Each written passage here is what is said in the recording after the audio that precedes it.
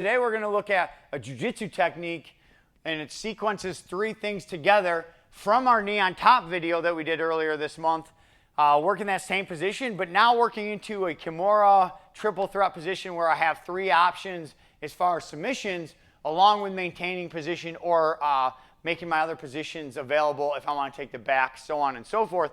But today we're going to concentrate going to triple threat where we can have 3 finishing positions.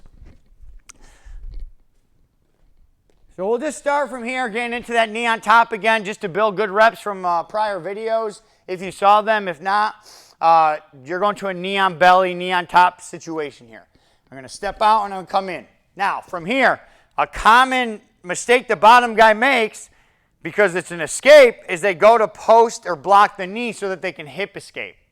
When he does that, he usually forgets to keep his elbow tight, and he allows me to win an underhook. And I don't take a deep underhook here. I just kind of cup the back of his tricep. I cup the back of his tricep here. Now, for me, once I cup that tricep, I like to post down on the head. Okay? When I post down on the head here, it creates some space for him.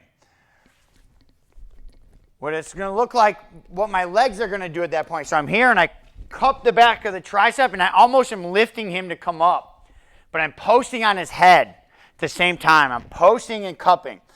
What I do with this leg is I take it inside that arm. I just come inside and I like staple this arm down with my shin. So you guys can see how I have this backside arm stapled. When I do that, now I'm going to switch my legs.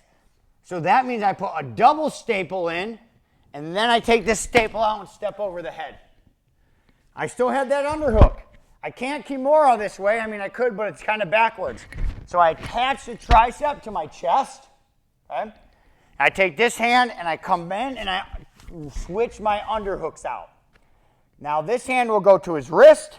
This hand comes to my wrist with no thumbs. I keep my chest attached. I want the Kimura here, but I have 3 attacks. Okay? First one is going to be I come out and up. And I come out away from the way you would finish the Kimura, because if he's holding something, it's easier for me to come that way to free it. I pull and separate, and now I can finish my Kimura. Some guys have really good Kimura grips. Maybe he gets this stapled hand in, he's gripping it. Maybe he's on the inside of his leg. Maybe he's got clothes on. He's somewhere, he's locking that down, and I can't get it. So from here, I have 2 choices. I go to the armbar last, and I go to the armbar last because I want to keep my position. So from the Kimura, if I don't finish it, I still have good top position. I still have an arm stapled down. So what I like to do here, and I'm going to move my feet away so you guys can pay close attention to this leg right here. You guys see this foot? It's my left foot. When I'm here, this leg is stapled. So what I'm going to do here is going to take my knee and scoop under his head, and then I'm going to cross my feet. I'm over his neck like a scissor choke, and I'm going to just squeeze and keep the Kimura. Now I can finish Mike here with the scissor choke. I get this a lot. It's one of my favorite attacks because they block the Kimura. If Mike were to push my hand, take his hand and push my leg off and survive this, I still had the Kimura. So I can still come back, find my staple, step over, and still maybe finish my Kimura. Okay? We're going to turn him this way now. So I didn't finish the Kimura. I didn't finish the scissor choke. So now we could look at our arm bar. But his back is up in the air. So when someone's back's up in the air, the arm bar is quickest if we can actually put our shin vertical. So I step my shin right vertical to his back. I don't step it over in front of him. Okay? So when I turn, I'm going to actually have you spin feet this way. So you guys see how my foot is now here?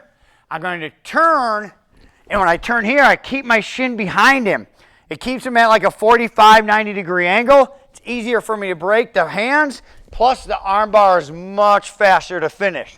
I'll keep that Kimura grip to help break the arms, sometimes even finish the arm bar, because that way if he does escape that, I still have that Kimura grip to be able to scramble out.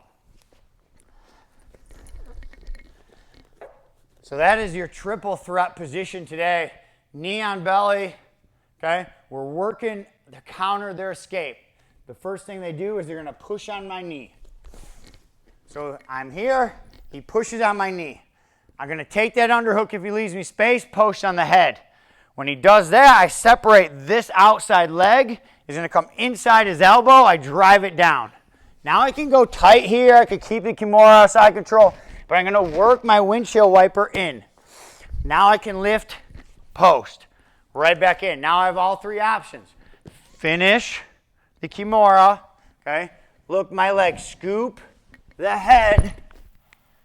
I go to my scissor choke. Maybe he fights it off. I post his hand on his stomach.